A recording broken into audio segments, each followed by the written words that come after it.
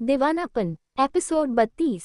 अब आगे। ये सुनकर जन्नत अब गुस्से से वापस से वेटर की तरफ देखने लगी, लेकिन तब तक वेटर वहां से 9:11 हो चुका था। आखिर में जन्नत ने गहरी सांस लेकर कहा, देखो आज जो कुछ भी हुआ वो तुम्हारे साथ फिर से हो सकता है, इसलिए तुम्हें खुद से खुद की सेफ्टी करनी चाहिए। सबसे पहले तो तुम्हें सेल्फ डिफेंस सीखना चाहिए। तुम कहाँ रहती हो और तुम इस अनजान शहर में काम के लिए क्यों आए हो? क्योंकि तुम मुझे इंडियन दिखाई दे रही हो। ये सुनकर वो लड़की अब थोड़ा सा डर गई और बिना कुछ कहे वहां से जाने लगी। ये देखकर जन्नत को कुछ समझ नहीं आया और जन्नत तुरंत उसके पीछे जाते हुए बोली, हे स्टॉप इट, रुको, तुम कहाँ जा रही हो? मैंने तुम्हें बचाया है, एटलीस्ट तुम फॉर्मेलिटी के लिए थैंक यू तो बोल सकती हो ना। लेकिन उस लड़की ने अभी भी कुछ नहीं कहा, वो बस बहुत तेजी के साथ बाहर की तरफ जा रही थी। जन्नत उसके हरकत को देखकर कुछ समझ नहीं पाए, लेकिन वो भी आगे बढ़ पाते उससे पहले ही किसी ने उसके कलाई को पकड़कर अपने करीब खींच लिया। जन्नत उस इंसान के सीने से टकराए और तुरंत वो अपना सिर उठाकर ऊपर देखने लगी और जैसे उसने उस इंसान को देखा वो धीरे से बोली, रिधान आप। रिधान ने उसकी कलाई को कसकर मरोड़ दिया। जन्नत की आंखों में दर्द से आंसू आ गए। वो तुरंत अपना हाथ छुड़ाकर बोली, मुझे दर्द हो रहा है। रिधान ने कहा, क्या तुम इस अनजान शहर में किसी भी अनजान के पीछे ऐसे भागती फिरोगी? ये सुनकर जन्नत ने एक बार फिर से उस लड़की को देखा जो अब वहां से गायब हो गई थी। उसे वहां ना पाकर जन्नत ने गुस्से के साथ कहा, मुझे जानना था कि वो लड़की कौन थी और वो ऐसे क्यों भाग गई। आपको मेरे बीच में नहीं आना चाहिए था, छोड़िए मुझे उसके पीछे जाना है। ये सुनकर रिधान उसे दूसरी तरफ लेकर जाते हुए बोला, तुम वहां नहीं जाओगी, वहां तुम्हारे लिए खतरा हो सकता है। रिधान को घूरते हुए बोली, फिलहाल के लिए आपके साथ रहना तो मेरे लिए सबसे बड़ा खतरा है, मुझे आपसे ही दूर रहना चाहिए। ये सुनकर रिधान के कदम रुक गए। वो कुछ बोलने को हुआ लेकिन उसके चेहरे को देखकर एक पल के लिए रुक गया, जिसे ध्यान से देखकर आखिर में बोला, यू नो व्हाट, दिल तो मेरा ऐसा कर रहा है कि अभी तुम्हारी बॉडी से ये जान खींच कर निकाल लूं, लेकिन अभी के लिए मैंने खुद से वादा किया है कि तुम्हें कुछ पल की खुशी दूंगा, इसलिए जब तक मैं आउट ऑफ कंट्रोल नहीं हो रहा हूं तब तक तुम खुश रहो, क्योंकि जैसे ही मेरा कंट्रोल खुद से बाहर हुआ उस वक्त सिर्फ और सिर्फ तुम्हारी आंखों से आंसू निकलेंगे। इसी के साथ वो सिर्फ फिर से उसे खींचते हुए वहां से लेकर जाने लगा। लेकिन तभी एक बार फिर से जन्नत ने गुस्से के साथ अपने हाथ को छुड़ाते हुए कहा, रिधान रुक जाए, मुझे आप बिल्कुल भी नहीं पसंद, और जो आप हमेशा मुझे परेशान करने के लिए मेरे आगे पीछे घूमते रहते हैं, ये तो मुझे बिल्कुल भी नहीं पसंद। ये ट्रिप मेरी जिंदगी की सबसे बुरी ट्रिप है। आपके यहाँ देखकर मुझे लगता है कि मुझे जल्द से जल्द यहाँ से चले जाना चाहिए। ये सुनकर रिधान अपने कोट में दोनों हाथ डालकर खड़ा होकर और उसे ध्यान से देखकर बोला, यू आर राइट, तुम्हें जल्द से जल्द चले जाना चाहिए। मैं भी यही चाहता हूँ, लेकिन उससे पहले मैं तुम्हारा दिल तोड़ना चाहता हूँ और तुम्हें बुरी तरह रोते बिलखते हुए देखना चाहता हूँ, और जब तक ये मैं पूरा कर नहीं लेता तब तक तुम यहाँ से नहीं जाओगी और ना ही मैं तुम्हें जाने दूंगा। रिधान की ऐसी अजीब बात सुनकर जन्नत को कुछ समझ नहीं आया। वो अपने कदम पीछे लेते हुए नासमझी में बोली, व्हाट डू यू मीन, आपके कहने का मतलब क्या है? आप मेरा किस तरह से दिल तोड़ेंगे? मेरा आपसे कोई लेना देना नहीं है और न ही मैंने आपको हक दिया कि आप मेरा दिल तोड़ पाए। इसके जवाब में रिधान ने बोला, तुमने मुझे कोई हक नहीं दिया, लेकिन कुछ वक्त में तुम्हें जो पता चलेगा उसके बाद तुम्हारा दिल इस तरह टूटेगा जिसकी तुमने इमेजिनेशन भी नहीं की होगी। रोने के लिए तुम्हारे पास तो कंधा भी नहीं बचेगा। ये सुनकर अब जन्नत को कुछ समझ नहीं आया। उसे कहीं ना कहीं डर लगने लगा। उसने कहा, आपके कहने का मतलब क्या है? आप साफ साफ क्यों नहीं कहते कि आप क्या करने वाले हैं? और जहां बात रही रोने के लिए कंधा की, तो फॉर योर काइंड इन्फॉर्मेशन मेरे पास मेरी दुनिया की सबसे बेस्ट फ्रेंड है जो मेरी बहन से कम नहीं है, तो मुझे हर एक प्रॉब्लम से निकाल लेती है और जब भी मैं तकलीफ में होती हूँ वो मेरा सहारा बनकर मेरे साथ खड़ी होती है, इसलिए आपको मेरी फिक्र करने की ज़रूरत नहीं है। अगर आपको फिक्र करनी है तो आप पनी कीजिए, क्योंकि आपकी हरकतों की वजह से आपका ना तो कोई दोस्त है ना ही कोई आपके करीब आता है। ये सुनकर रिधान हंसने लगा। उसने हंसते हुए कहा, तुम्हें कुछ ज़्यादा ही यकीन है अपनी दोस्ती पर। वेल कोई बात नहीं, अभी के लिए मैं कुछ नहीं कहूँगा क्योंकि मुझे तुम पर तरस आ रहा है। मैंने तुम जैसी पुअर लड़की आज तक कहीं नहीं देखी। वेल मैं जा रहा हूँ और तुम रोने के लिए तैयार रहना। ये कहकर वो वहाँ से चला गया और इधर जन्नत को कुछ समझ नहीं आया। उसने कहा, रिधान के कहने का मतलब क्या है? वो आखिर कहना क्या चाहते हैं? मुझे कुछ समझ नहीं आ रहा है, लेकिन मुझे ऐसा क्यों लग रहा है जैसे कि मेरे साथ कुछ तो होने वाला है। लेकिन क्या? आखिर आगे मैं कैसे ये सब कुछ संभालूंगी? ये सब कहते हुए वो वापस से वॉशरूम की तरफ जाने लगी। लेकिन वो अभी गेट पर पहुंची थी कि उसे अंदर से कुछ जानी पहचानी आवाज़ सुनाई थी, जिसे सुनकर वो अंदर जाने लगी। लेकिन तभी उसे फिर से कुछ ऐसी आवाज़ और बातें सुनाई दी जो शायद वो सुनना नहीं चाहती थी, और उसे सुनते ही उसके कदम वही दरवाजे पर ही रुक गए और उसके कान में आवाज़ गई, मैं उसे ढूंढने के लिए यहीं पर आई हूँ, लेकिन वो मुझे कहीं मिल नहीं रही है। मैंने कहा है ना कि तुम सब वहीं पर इंतजार करो, वो बहुत जल्द वहां पर आएगी और फिर तुम सब अपना काम खत्म कर लेना। देखो, इस वक्त मैं वैसे भी बहुत फ्रस्ट्रेटेड हूँ क्योंकि वो जन्नत की बच्ची बार बार गायब हो जाती है। मैंने कितनी मुश्किल से उसे यहाँ आने के लिए कन्विंस किया था और अब पता नहीं वो यहाँ से भी कहाँ गायब हो गई। लेकिन आज रात हमने जो प्लान किया है वो हम जरूर पूरा करेंगे। आज रात हम उन पेपर्स पर उसके साइन जरूर करवाएंगे, क्योंकि मुझे जल्द से जल्द इसकी आधे से ज़्यादा जायदाद चाहिए। एक बार मेरे पास उसकी जायदाद आ गई, उसके बाद ये जो दोस्ती का झूठा नाटक है मैं हमेशा उसके सामने करती रहती हूँ, वो भी खत्म हो जाएगा और फिर मैं उसे उसकी असली औकात बताऊंगी। उसे लगता है कि मैं उसकी बहुत ही अच्छी दोस्त हूँ, वो दोस्त जो शायद सिर्फ उसकी है और उसके बारे में अच्छा सोचती है। लेकिन जिस दिन उसे पता चलेगा कि मैं उसकी दोस्त नहीं बल्कि किसी दुश्मन की तरह हूँ, तब तो पता नहीं बेचारी के साथ क्या होगा। मुझे तो उस वक्त का सोचकर ही बुरा लग रहा है, लेकिन कोई बात नहीं। मैंने बचपन से लेकर आज तक जिस तरह की इमेज उसके सामने बनाई है, उस तरह से तो वो कभी मेरी बातों पर यकीन नहीं करेगी कि मैं उसका बुरा चाहती हूँ। और हमेशा से मैंने सिर्फ और सिर्फ उसका फ़ायदा उठाया है, फिर चाहे उसके कपड़े हो, चाहे उसके सैंडल शूज़ हो, उसके ब्रांडेड बाइक्स हो या फिर किसी एक्सपेंसिव ट्रिप पर हो, मैंने हमेशा से सिर्फ और सिर्फ उसका फ़ायदा उठाया है। इधर जन्नत के कान में जब ये सारी बातें गई तो उसे ऐसा लगा जैसे कि उसका दिल किसी ने बुरी तरह बहुत ही गंदे तरीके से तोड़ दिया। उसे ऐसा लगा जैसे उसके पैरों के नीचे जमीन ही ना हो। उसने कसकर उसे दरवाजे को हैंडल को पकड़ लिया क्योंकि वो ठीक से खड़ी नहीं हो पा रही थी। उसने बहुत ही धीरे से हकलाते हुए कहा, नहीं, ये सच नहीं है, मुझे इस पर यकीन नहीं है। नहीं नैना, ऐसा नहीं कर सकती। वो तो मेरी बचपन की बेस्ट फ्रेंड है, उसके अलावा तो मेरा आज तक कोई दोस्ती नहीं है। हाँ, ये सही नहीं है, मैं इस बात पर यकीन नहीं करूंगी, ये झूठ है। मेरी नैना कभी ऐसा नहीं कर सकती। ये कहते हुए वो फिर मुस्कुराए और अंदर जाने लगी। लेकिन फिर से उसके कान में नैना की आवाज़ गई, और यू नो व्हाट, अगर मैं उस बेवकूफ़ लड़की के सामने खुद से जाकर ये कह दूं कि मैं बुरी हूं और मैंने हमेशा से उसका फ़ायदा उठाया, तो भी वो मुझ पर यकीन नहीं करेगी, बल्कि वो यही कहेगी कि मैं झूठ बोल रही हूँ। वो मेरी बात पर कभी भी यकीन नहीं कर सकती और वो फिर से मेरे आगे पीछे पागल कुत्तिया की तरह घूमने लगेगी। सच कहूँ तो वो मेरे लिए किसी पालतू जानवर की तरह है। मैं उसे अपनी तरीके से अच्छे से घुमाती फिराती हूँ और जहाँ कहती हूँ वो वही उठाती बैठती है, और ये खेल खेलने में मुझे बहुत मज़ा आता है। ये कहकर नैना जोर जोर से हंसने लगी, और वही जब जन्नत ने ये बात सुनी तब वो धम्म से जमीन पर जा गिरी। अचानक से नैना को कुछ आवाज़ सुनाई दी जिसे सुनकर वो कुछ समझ नहीं पाई। उसने जल्दबाजी के साथ कहा, मैं तुमसे बाद में बात करती हूँ, आज रात के लिए तैयार रहना। ये कहकर उसने कॉल कट किया और वो गेट से बाहर झांकने लगी, लेकिन उसे गेट पर कोई दिखाई नहीं दिया और वो वापस फ्रेश होने चली गई। लेकिन इधर जन्नत इस वक्त जमीन पर कोने में बैठी हुई थी। उसके चेहरे पर कोई भी एक्सप्रेशन ही नहीं था। उसे तो जैसे सदमा पहुंचा हो नैना की सारी बातें सुनकर। आखिर उसकी हालत ऐसी हो भी क्यों ना, बचपन से लेकर उसकी जिंदगी में सिर्फ इकलौती वही दोस्त थी जिस पर वो अपनी आंख बंद करके यकीन करते आ रही थी। नैना जो कहती थी वो वही करती थी, वो हर एक बात मानती थी, और अब जाकर जिस तरह से नैना के मुंह से उसने उसकी ही सच्चाई सुनी, उसे तो यकीन ही नहीं हो रहा था। तभी 2 कतरा आंसू उसकी आंख से गिर पड़े और वो धीरे से बोली, धोखा किया मेरे साथ तुमने, मुझे यकीन नहीं हो रहा है कि तुमने मेरे साथ धोखा किया। आखिर ऐसा क्यों किया तुमने? मैंने तो तुम्हें अपनी दोस्त कम बहन ज्यादा माना था, तुम्हें अपना सब कुछ दे दिया था मैंने। अगर तुम्हें मेरी जायदाद चाहिए तो वो भी बता देती, मैं खुशी खुशी दे देती, लेकिन कम से कम मुझसे ऐसी झूठी दोस्ती वाला धोखा तो ना करती। तुम्हें नहीं पता नैना, लेकिन तुमने आज मुझे पूरी तरह से तोड़कर रख दिया।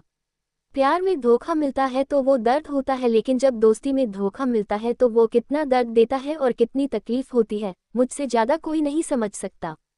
ये कहते हुए उसने अपने सीने पर हाथ रख लिया और दूसरा हाथ मुंह पर रखा, और वो वही बिलक बिलक कर जोर जोर से रोने लगे। नैना वहां से जा चुकी थी, लेकिन इधर जन्नत अभी भी जोर जोर से रोए जा रही थी। वो अपनी आवाज़ दबाने की कोशिश कर रही थी, लेकिन जहां उसकी आवाज़ नहीं दब पा रही थी वो लगातार रोए ही जा रही थी। इधर दूसरी तरफ इस वक्त रिधान कार में था। वो विंडो से बाहर स्नोफॉल देख रहा था। उसके चेहरे पर एक हल्की सी मुस्कुराहट थी। आज मुझे सुकून मिल रहा है। मुझे पता है कि इस वक्त तुम्हारी कैसी हालत होगी, लेकिन तुम्हारी उस हालत को सोचकर ही मुझे बहुत अच्छा महसूस हो रहा है। जिंदगी भर तुम्हें ऐसे ही रोते और बिलखते हुए देखना चाहता हूँ। आई होप तुम इसी तरह हमेशा रोते रहो। ये कहते हुए वो किसी शैतान की तरह जोर जोर से हंसने लगा और फिर तभी उसका फोन बजा। उसने अपना फोन उठाया और मुस्कुराते हुए कॉल पिक करके बोला, क्या न्यूज़ है? तभी उधर से मानिक की आवाज आई, क्या बात है, तुम तो काफी खुश लग रहे हो। सब कुछ ठीक है ना? तुम्हारी इस खुशी की वजह क्या है? इसके जवाब में रिधान ने अब बिना किसी भाव के साथ कहा, तुम्हें अभी ज्यादा जानने की जरूरत नहीं है, बस इतना जान लो कि आज जो हुआ है वो बहुत अच्छा हुआ है और उसकी वजह से आज मेरा मूड बहुत अच्छा है। क्या तुम क्लब चलना पसंद करोगे? आज मैं सारी रात पार्टी करना चाहता हूँ और सारी रात नशे की आवाज में खो जाना चाहता हूँ। ये सुनकर अब मानिक ने हैरानी के साथ कहा, क्या बात है, आज से पहले तो मैंने कभी तुम्हें इतना खुश नहीं देखा। क्या तुम्हारी कोई लॉटरी लग गई? वैसे मैं लॉटरी की बात क्यों कर रहा हूँ, तुम खुद ही इतने बड़े अंपायर के मालिक हो तो घर में 2 करोड़ लॉटरी से तुम्हारा क्या होगा, जो खुद हर 1 मिनट करोड़ की डील करता है। लेकिन ऐसा क्या मिला तुम्हें जो तुम इतनी ज्यादा खुश हो? क्या तुम अपने दोस्त से नहीं बताओगे? इसके जवाब में आप रिधान ने कहा, जरूर, तुम भी मेरे दोस्त हो और इसके साथ वो सब कुछ हुआ है वो भी उसकी दोस्ती थी, लेकिन तुम फिक्र मत करो, मुझे पता है कि तुम मेरे साथ कभी धोखेबाजी नहीं करोगे उसके दोस्त की तरह, इसलिए मैं तुमसे सब बताऊंगा, तुम ब्लू मून क्लब पहुंच जाना। ये सारी बातें सुनकर अब मानिक को कुछ समझ नहीं आया और उसने हैरानी के साथ कहा, रिधान सच सच बताओ, क्या तुमने जन्नत के साथ कुछ किया? जन्नत का नाम सुनते ही अब रिधान एक बार फिर से शोर शोर से हंसने लगा। उसे हंसते देख मलिक ने कहा, रिधान तू पागल हो गया है? लेकिन मुझे डर लग रहा है, मुझे ऐसा लग रहा है कि जरूर इसने कुछ ना कुछ तो किया है। लेकिन क्या? तभी रिधान ने कहा, तुम बस क्लब पहुंच जाओ, तुम्हें मैं सारे जवाब वही दूंगा। इसी के साथ कॉल कट हुआ और कर सीधी क्लब के लिए निकल गई और इधर मानिक बस हैरानी से फोन को ही देखता रह गया। आखिर क्या करेगी जन्नत अब? क्या देगी वो सजा नैना को? क्या होने वाला है आगे अब? क्या जन्नत को संभालेगा रिधान या छोड़ देगा वैसी हालत में? एपिसोड 33 अब आगे। इधर कुछ ही देर में luxurious car blue moon club के बाहर आकर रुकी और ड्राइवर ने कार का गेट ओपन किया और रिधान बाहर निकला और अंदर की तरफ बढ़ गया। अंदर पहुंचते ही वहां उस क्लब का मैनेजर खड़ा था और वो रिधान को देखते ही मुस्कुरा कर बोला, वेलकम सर, जब से हमें पता चला कि आप यहाँ आ रहे हैं तब से हम काफी वक्त से इंतजार कर रहे थे। इसके जवाब में रिधान ने कुछ नहीं कहा और वो अंदर बढ़ गया। मैनेजर भी मुस्कुराते हुए अंदर की तरफ आया। रिधान सीधे बार काउंटर के पास आया। उसने वाइन की ग्लास उठाए और वाइन पीने लगा। तभी वहां पर एक लड़की जो डांस कर रही थी वो रिधान को देखकर उसकी तरफ आए और वो बड़े ही नजाकत के साथ बोली, तुम इंडियन लग रहे हो, यहाँ पर तुम क्या कर रहे हो? क्यों ना आज रात हम दोनों एंजॉय करें? ये कहकर वो लड़की बहुत ही सेडिक्टिव तरीके से रिधान के चेहरे पर अपनी उंगलियां चलाने लगी। रिधान ने उसकी ये बात सुनी तो वो उसे कुछ सेकंड तक देखता रहा और फिर नीचे झुककर उसके कान में बोला, अगर तुम चाहती हो कि मैं तुम्हें चोट ना पहुंचाऊं तो अपने आप को और अपने हाथ को मुझसे दूर रखो, वरना क्या पता तुम्हारा हाथ कुछ ही पल में तुम्हारे शरीर से अलग हो जाए। रिधान के ऐसी खतरनाक धमकी सुनते ही वो लड़की एक पल के लिए कांप उठी। उसने दूसरे ही पल रिधान से हाथ हटा दिया और जल्दी से फिर से डांस फ्लो की तरफ बढ़ गई। वहीं कुछ ही देर में मानिक क्लब के अंदर की तरफ आया और वो सीधे बार काउंटर की तरफ आया, पर काउंटर पर पहुंचते ही वो हैरानी से रिधान को देखकर बोला, रिधान अब बताओ मुझे क्या हुआ है तुम्हें? क्योंकि जब से मैंने सुना है तब से मैं खुद को रोक नहीं पा रहा हूं और मुझे बहुत एक्साइटमेंट हो रही थी और साथ में क्यूरियोसिटी भी, इसलिए प्लीज बताओ मुझे आखिर क्या बात है, तुम इतनी ज्यादा खुश क्यों हो?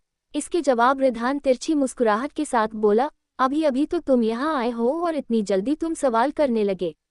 पहले मेरे साथ एक एक ड्रिंक करो, उसके बाद मैं तुम्हारे सभी सवालों के जवाब दूंगा। ये सुनकर मानिक ने उसके हाथ से ड्रिंक का ग्लास लिया और मुंह बनाकर बोला, कहीं तुम बेवजह ही तो खुश नहीं हो रहे हो? क्योंकि अगर कोई बात होती तो तुम मुझसे जरूर बता दे। लेकिन अचानक से उसने हैरानी के साथ कहा, एक मिनट, कहीं ऐसा तो नहीं कि तुम इस बात से खुश हो कि अब तुम ही अपने मॉम डैड की इकलौते बेटे हो और अब कोई भी तुम्हारा कंपीटिटर नहीं रहा, क्योंकि अब तुम्हें पता ही चल गया है कि जन्नत तुम्हारी बहन नहीं है, कहीं इसलिए तो तुम पार्टी नहीं कर रहे हो? अगर ऐसी बात है तो तुम बहुत ज्यादा बुरे हो, तुम्हें इस तरह से पार्टी नहीं करनी चाहिए। वो बेचारी तो अभी यही सोच रही होगी कि तुम्हारे मॉम डैड ही उसके मॉम डैड है। मुझे उसकी हालत के लिए बहुत बुरा लग रहा है। तभी ये सुनते ही रिधान की मुस्कुराहट गायब हो गई। उसने दूसरे ही पल गुस्से के साथ कहा, लेकिन मुझे उसके लिए बिल्कुल भी बुरा नहीं लग रहा है, बल्कि मैं तो इस चीज के लिए पार्टी कर रहा हूँ क्योंकि आज उसका दिल टूटा है, वो भी उस वजह से जो मायने नहीं रखती, लेकिन बचपन से लेकर आज तक उसने जिस इंसान पर भरोसा किया था आज उस इंसान ने उसका दिल तोड़ा है। वो इस वक्त रो रही हो, बिलख रही हो, लेकिन कोई भी आज उसे संभालने वाला नहीं है। ये कहते हुए वो फिर से जोर जोर से हंसने लगा और वही मानिक ने जैसे ही ये सुना वो बिल्कुल शॉक हो गया और शौक होकर बोला, व्हाट, क्या तुम नैना की बात कर रहे हो? क्या वाकई नैना ने ऐसा किया है? मुझे तो यकीन नहीं हो रहा है, नैना ऐसे कैसे कर सकती है? वो भी जन्नत के साथ। जन्नत उसकी बचपन की दोस्त थी। शायद तुम गलत कह रहे हो, ऐसा नहीं हो सकता। ये सुनकर बिना किसी एक्सप्रेशन के साथ रिधान ने जवाब दिया, तुम्हें उसके लिए ज़्यादा सिंपैथी दिखाने की ज़रूरत नहीं है, क्योंकि जो हुआ है वो होना ही था और ये बिल्कुल सच है। उस लड़की ने उसे बचपन से लेकर आज तक बेवकूफ़ बनाया और ये बात मुझे उस वक्त पता चली जब मैं यहाँ वापस आया था। ये सुनकर अब मानिक शौक था। उसने अब गुस्से के साथ कहा, मुझे लग रहा था कि वो नैना एक मिडिल क्लास घर से आती है तो उसके अंदर ऐसी फीलिंग्स नहीं होगी, लेकिन मुझे नहीं पता था कि वो जिस तरह से करीब है, आखिर वो हमारी जन्नत के साथ ऐसा कैसे कर सकती है। बेचारी जन्नत आंख बंद करके यकीन करती है उसके ऊपर, और जब उसे उसकी सच्चाई पता चली होगी तब उसकी क्या हालत हुई होगी। मुझे तो अभी के अभी उसके पास जाना होगा। ये कहकर वो अब गुस्से से रिधान से बोला, और तुम किस तरह के इंसान हो? वहाँ जन्नत तकलीफ में है, रो रही है, बिलख रही है, और तुम यहाँ पर पार्टी कर रहे हो, वाइन पी रहे हो। मुझे पता है कि तुम पत्थर दिल हो, लेकिन इतने भी पत्थर दिल मत बनो। वो इस वक्त एक अनजान शहर में है और अनजान लोगों के बीच है, उसे कुछ भी हो सकता है। मैं तो जा रहा हूँ। ये कहकर वो गुस्से से जाने लगा, लेकिन तभी रिधान ने गुस्से के साथ कहा, अगर तुम यहाँ से एक भी कदम आगे गए तो मेरी तुम्हारी दोस्ती आज यहीं पर खत्म होती है। ये सुनते मानिक एकदम से अपनी जगह रुक गया और वो बिल्कुल शॉक हो गया। इधर दूसरी तरफ स्नोफॉल काफी अब तेजी के साथ हो रहा था और उस स्नोफॉल के खाली रोड पर इस वक्त जन्नत बेसुध से चली जा रही थी। इस वक्त उसकी आंखों से लगातार आंसू निकल रहे थे। वो बस चुपचाप उस खाली रोड पर चले ही जा रही थी। तभी चलते चलते वो रोड पर एक पत्थर से टकराए और वो वहीं जमीन पर गिर पड़ी, लेकिन जमीन पर गिरते ही वो और भी ज्यादा रोने लगी। उसने रोते हुए कहा, नैना, मैं तुम्हें इसके लिए कभी माफ नहीं करूंगी। मैं जानती हूँ मेरा अब तो कोई दोस्त नहीं रहा, लेकिन तुम्हारी वजह से दोस्ती से मेरा भरोसा उठ गया। मैं कभी किसी को अपना दोस्त नहीं बनाऊंगी क्योंकि तुमने मेरा भरोसा तोड़ दिया। I hate you Naina, I really really hate you. मैं तुम्हें कभी माफ नहीं करूंगी, और तुमने जिस तरह से मेरे साथ धोखा किया है, मैं भी उसी तरह से तुम्हें बता दूंगी कि तुम जिस लड़की को बेवकूफ़ और कमअक्ल समझकर बचपन से लेकर आज तक बेवकूफ़ बनाती आ रही हो, वही लड़की तुम्हारे साथ क्या क्या कर सकती है। या जस्ट वेट एंड वॉच, अब मैं तुम्हारे साथ क्या क्या करती हूँ। इसी के साथ वो खुद को संभालते हुए उठने की कोशिश करने लगी, लेकिन उसे एहसास हुआ कि उसका पैर मुड़ चुका था और उसी वक्त उसे दर्द भी महसूस हुआ। वो अपने पैर को पकड़कर वहीं बैठ गई। पहले उसकी आंखों से आंसू निकल रहा था और अब दर्द में रोते हुए बोली, आज मेरे साथ कुछ भी अच्छा नहीं हो रहा है। पहले तो मेरी उस दोस्त ने मुझे धोखा दे दिया जिसे मैं अपनी बहन की तरह मानती थी, और अब मेरे साथ ये सब कुछ हो रहा है। आखिर भगवान से मेरी खुशी क्यों नहीं देखी जाती? वो क्यों मुझसे उन लोगों को छीन लेते हैं जो मेरे अपने होते हैं? वो ऐसा क्यों करते हैं मेरे साथ? ये कहकर वो अब वही जोर जोर से रोने लगी। आसपास आने जाने वाले लोग उसे देख रहे थे, लेकिन कोई भी उसके पास नहीं जा रहा था क्योंकि बर्फ काफी तेज हो चुकी थी और इस वक्त सभी जल्द से जल्द अपने अपने घर जा रहे थे, लेकिन सिर्फ जन्नत ही वहां पर अकेली बैठी हुई रो रही थी। इधर दूसरी तरफ नैना पूरे होटल में जन्नत को ढूंढ रही थी, लेकिन जन्नत का कहीं कोई अता पता नहीं था। नैना ने आखिर में गुस्से के साथ कहा, आखिर ये लड़की चली कहाँ गई? अगर ये आज रात भी गायब हो जाएगी तो मेरा प्लेन कैसे सक्सेसफुल होगा? मैं क्या करूं इस लड़की का? इस यहाँ तक लेकर आना मेरा मकसद वही था, और अगर मेरा मकसद ही नहीं पूरा होगा तो फिर मेरी ये ट्रिप भी जाया हो जाएगी। ये कहते हुए अब वो रोड साइड पर आए और इधर से उधर जन्नत को ढूंढने लगी। इधर जन्नत होटल से काफी दूर निकल आई थी। वो अभी भी वही रोड पर अपने पैर को पकड़कर रोए जा रही थी, लेकिन तभी उसकी आंखों में एक फ्लैशलाइट पड़ा। उस फ्लैशलाइट के पड़ते ही उसने अपनी आंखें कसकर बंद कर ली। तभी उस कार से एक इंसान बाहर निकला और वो सीधे जन्नत की तरफ बढ़ गया। जन्नत अभी भी अपना पैर पकड़कर रोते हुए बड़बड़ा रही थी, नैना, तुम दोस्ती के नाम पर कलंक हो। तुम जैसी लड़की अगर दोस्त हो तो मुझे दुश्मन की जरूरत नहीं है। जिस तरह तुमने मेरा फायदा उठाया, अब मैं तुम्हें बर्बाद कर दूंगी। और अब तो मुझे कहीं ना कहीं ये भी शक हो रहा है कि रिधान को जो इन्फॉर्मेशन दी गई थी वो तुमने ही दिया था, क्योंकि तुम्हारे और मेरे अलावा किसी को मेरा पासवर्ड नहीं पता था। मैं तो कभी दूंगी नहीं और बची तुम। उस वक्त मैंने तुम पर शक नहीं किया था, क्योंकि मुझे ऐसा लगता था कि तुम ऐसा कभी नहीं कर सकती, लेकिन अब मुझे पूरा यकीन है कि ऐसा तुमने किया होगा, क्योंकि तुम्हें तो सिर्फ और सिर्फ मुझे बर्बाद करना था ना, और अब देखो कि मैं तुम्हें कैसे बर्बाद करती हूँ, क्योंकि मुझे यकीन है कि ऐसे घटिया काम सिर्फ तुम कर सकती हो। फिर तभी उसके कान में एक आवाज़ गई, तो तुम्हें फाइनली अपने उस दोस्त की सच्चाई पता चल गई जिस पर तुम आंख बंद करके यकीन करती थी।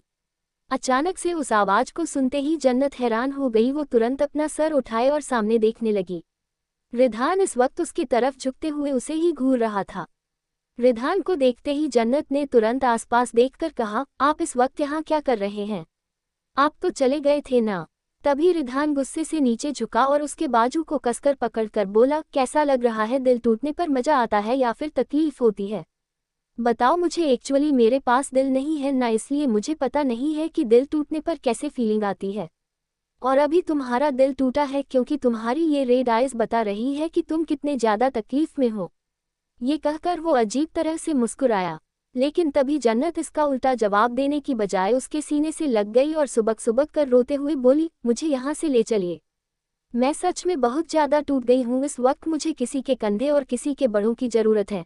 मैं इस वक्त कैसा महसूस कर रही हूँ मैं किसी को नहीं बता सकती। मुझे ऐसा लगता है जैसे कि मेरी दुनिया ही खत्म हो गई हो। मैंने उस पर कितना यकीन किया था। मैंने उसे अपनी बहन समझा था, लेकिन वो मेरी दोस्त बनने लायक नहीं निकली। प्लीज़ मुझे ले चलिए रिधान, आई रिक्वेस्ट यू। उसके इस तरह सीने से लग जाने से अजीब तरह से रिधान को महसूस हुआ। उसने दूसरे पल उसे दूर झटक दिया और गुस्से से बोला, तुम मेरे करीब क्यों आ रही हो?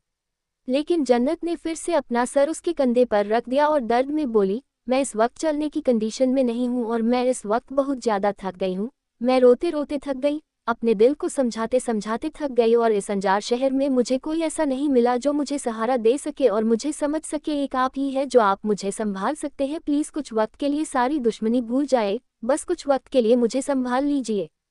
ये कहते हुए वो किसी बच्चे की तरह रिधान की उस गर्म बाहों में खुद को निहाल छोड़ दिया और अपनी आंखें बंद कर ली। रिधान उसे एक पल के लिए बस देखता रह गया, क्योंकि इस वक्त जन्नत का छोटा सा मासूम सा चेहरा वाकई बहुत मासूम लग रहा था। रोने से उसके चेहरे और होंठ बिल्कुल सूख गए थे और उसका चेहरा भी पूरा गीला था। उसको इस तरह देखकर रिधान ने अपनी आंखें बंद की और गहरी सांस लेकर गुस्से के साथ बोला, तुमने जो मेरे साथ किया है उसके आगे ये तो कुछ भी नहीं है, लेकिन अभी के लिए मैं तुम्हें संभाल रहा हूँ, क्योंकि बाद में इससे भी बुरी हालत मुझे तुम्हारी करनी है। इसी के साथ उसने उसे गोद में उठा लिया और उसे लेकर सीधे अपने कार में बढ़ गया। कार कुछ ही देर में वहां से निकल गई। इधर मानिक दूसरी कार में पीछे ही था और ये सब कुछ वो देख रहा था, जिसे देखकर मानिक के चेहरे पर एक स्माइल आ गई।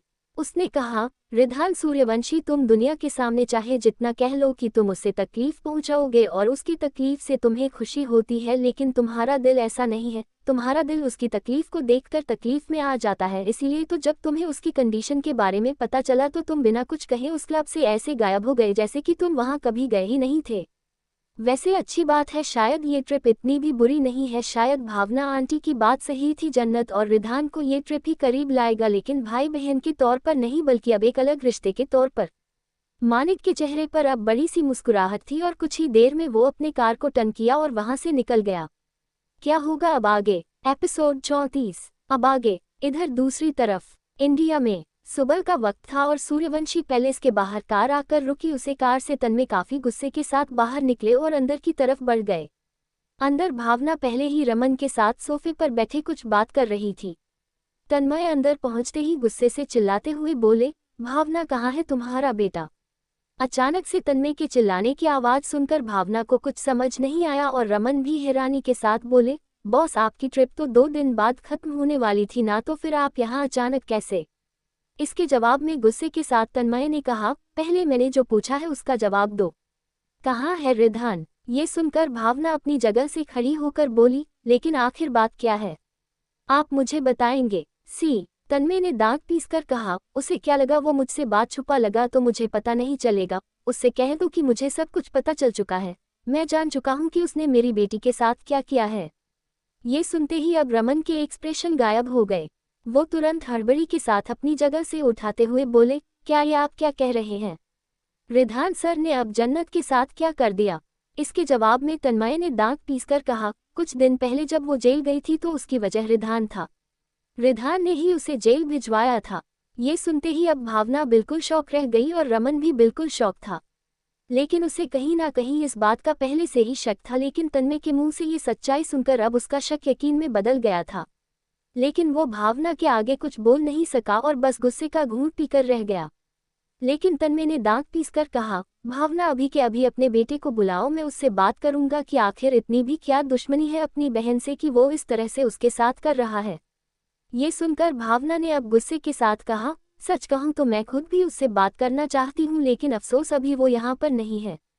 ये सुनकर तन्मय ने दांत पीसकर कहा, तुम बताओ मुझे वो कहाँ है? वो जहाँ कहीं भी होगा मैं वहीं जाकर उससे बात करूंगा और उससे पूछूंगा कि उसने ऐसा क्यों किया। ये सुनकर भावना ने कहा, पहले आप शांत हो जाए, वो इस वक्त साउथ कोरिया गया हुआ है इसलिए आप उससे नहीं मिल सकते। ये सुनकर तन्मय ने नासमझी में कहा, लेकिन वो साउथ कोरिया क्यों गया है? इसके जवाब में अब भावना को समझ नहीं आया कि वो क्या बोले, क्योंकि उसी ने तो उसे भेजा था और वो भी ऐसे काम के लिए जिसके बारे में वो बता ही नहीं पा रही है। अब भावना को इस तरह से चुप देखकर तन्मय ने दांत पीसकर कहा, भावना ऐसे चुप मत रहो, बताओ मुझे वो साउथ कोरिया क्यों गया है? क्या वो अपने किसी बिजनेस के सिलसिले में गया है? ये सुनकर भावना ने अब तन्मय के गुस्से से बचने के लिए कहा, हाँ बिल्कुल ठीक कहा आपने, वो इस वक्त अपने बिजनेस के सिलसिले में ही गया हुआ है। ये सुनकर अब तन्मय ने अपने हाथों की मुठ्ठियां बनाते हुए कहा, मैं उसके असिस्टेंट से बात करता हूँ, पूछता हूँ कि वो कब तक आएगा, क्योंकि मैं उसे अब छोड़ूंगा नहीं। अभी तक वो अपनी नफरत मुंह से दिखा रहा था, वो ठीक था, लेकिन अब तो वो जैसे जैसे काम कर रहा है उससे तो मेरे होश ही उड़ रहे हैं। मैंने तो कभी सपने में भी नहीं सोचा था कि वो उसे जेल भेज देगा। तभी रमन ने नाराजगी के साथ कहा, बॉस मुझे लगता है कि आपको जन्नत को यहाँ से कहीं दूर भेज देना चाहिए, एक ऐसी जगह जहां पर रिधान सर की परछाई भी उन तक ना पहुंच पाए, क्योंकि जिस तरह से रिधान ने उनके साथ किया है वो ठीक नहीं है, वो माफी के तो बिल्कुल भी काबिल नहीं है। ये सुनते ही गुस्से के साथ तन्मय ने कहा, मैं भी यही चाहता हूं और मैंने भी यही सोच लिया है, अब जन्नत यहाँ से कोई पढ़ाई नहीं करेगी, बल्कि अब तो मैं उसे यहाँ से बहुत दूर भेज दूंगा, इतना दूर जहाँ पर रिधान पहुँच ही नहीं पाएगा। ये सुनते ही भावना की आंखों में आंसू आ गए। उसने कहा, आखिर आप दोनों को हो क्या गया है? पहले रिधान को दूर भेज दिया और अब रिधान आया तो जन्नत को दूर भेजना है? क्या हम अपने दोनों बच्चों के साथ एक ही फैमिली में खुश नहीं रह सकते? आखिर आप सबकी प्रॉब्लम क्या है? ये सुनकर अब रमन ने कहा, सॉरी मैडम, लेकिन आप हमें गलत समझ रही हैं, हम इसलिए ऐसा कह रहे हैं क्योंकि आपने खुद देखा कि रिधान ने जन्नत को जेल भिजवाने की कोशिश की, वो भी अभी उन्हें आए कुछ वक्त हुआ भी नहीं, और अगर वो यहाँ पर रहने लगेंगे तो वो पता नहीं जन्नत के साथ क्या क्या करेंगे।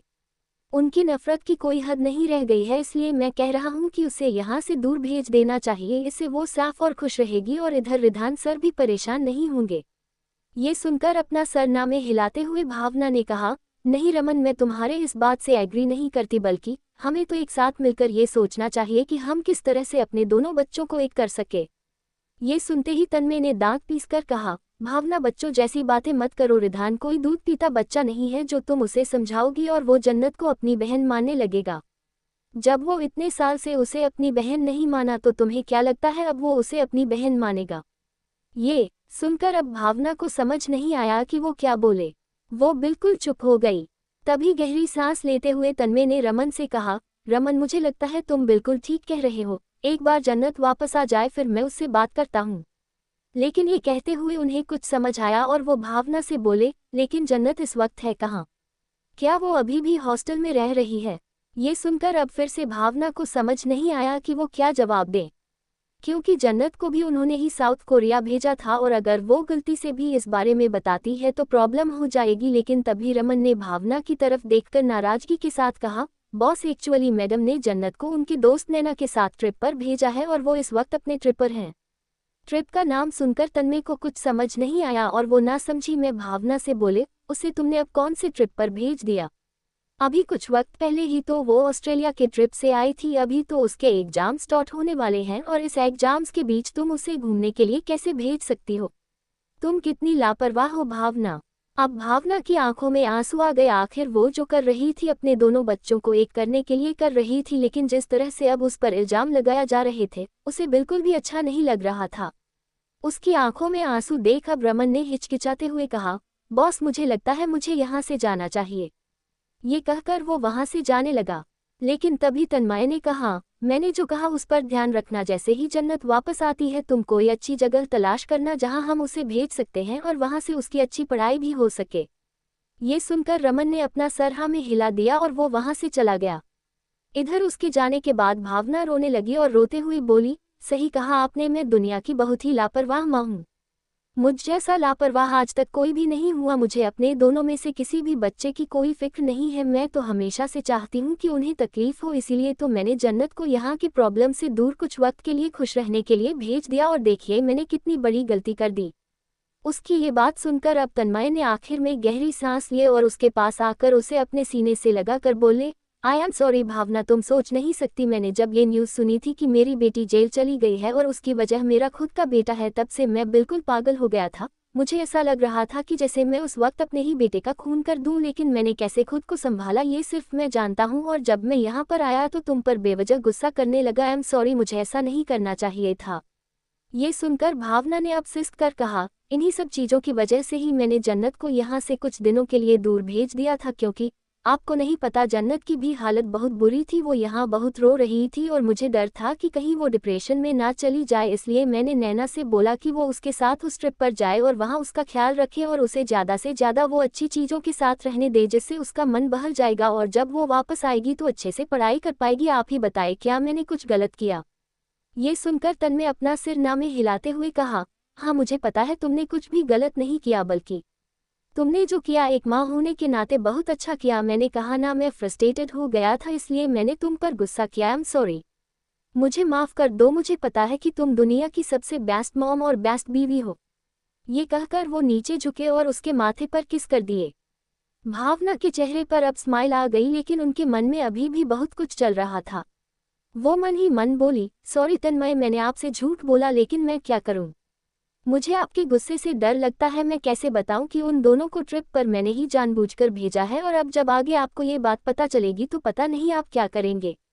लेकिन मैं उम्मीद करती हूँ कि उस ट्रिप पर सब कुछ अच्छा हो रहा हो और जब वो दोनों वापस आए तो मुझे उनमें थोड़ा बहुत तो प्यार दिखाई ही दे।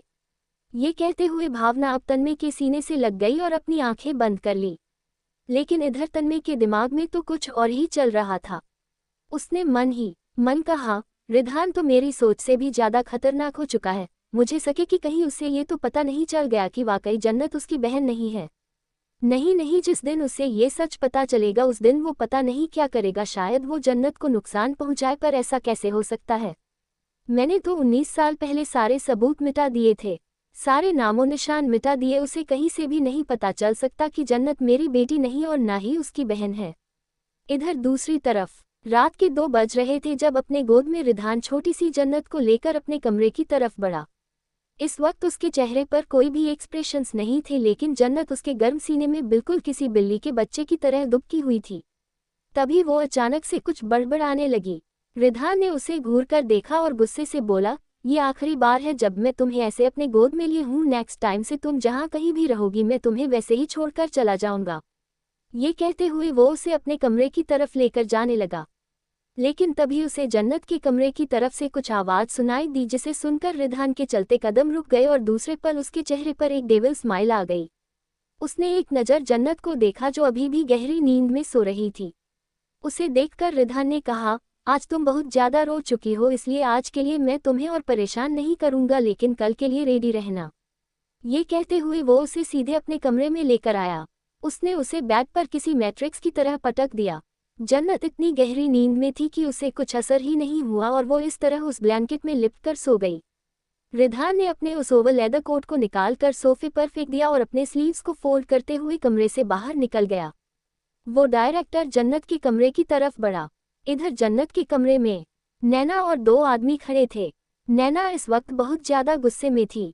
तभी वो 2 आदमी भी गुस्से से बोले, तूने कल भी हमें बेवकूफ़ बनाया और आज भी बेवकूफ़ बना रही है। आखिर तुझे क्या लगता है हम कोई फ्री इंसान है जो तेरे बुलाने पर कुत्ते की तरह पीछे पीछे चले आए? ये सुनकर नैना ने दांत पीसकर कहा, देखो मुझे लगा कि आज रात वो यहाँ पर रहेगी, लेकिन पता नहीं वो कहाँ गायब हो गई। अचानक से मुझे कुछ पता ही नहीं चला। इसके जवाब में अभी कोई कुछ कहता उससे पहले ही गेट से एक भारी आवाज़ आई, लेकिन मुझे पता है कि वो कहाँ है। उस आवाज़ को सुनते ही नैना और वो आदमी एक पल के लिए शॉक्ड हो गए और नैना ने जैसे ही गेट पर देखा उसके पैरों तले जमीन खिसक गई। अब नैना की बैंड बजेंगी और कैसे बजेगी, ये जानने के लिए अगले एपिसोड सुने और कमेंट करना ना भूले।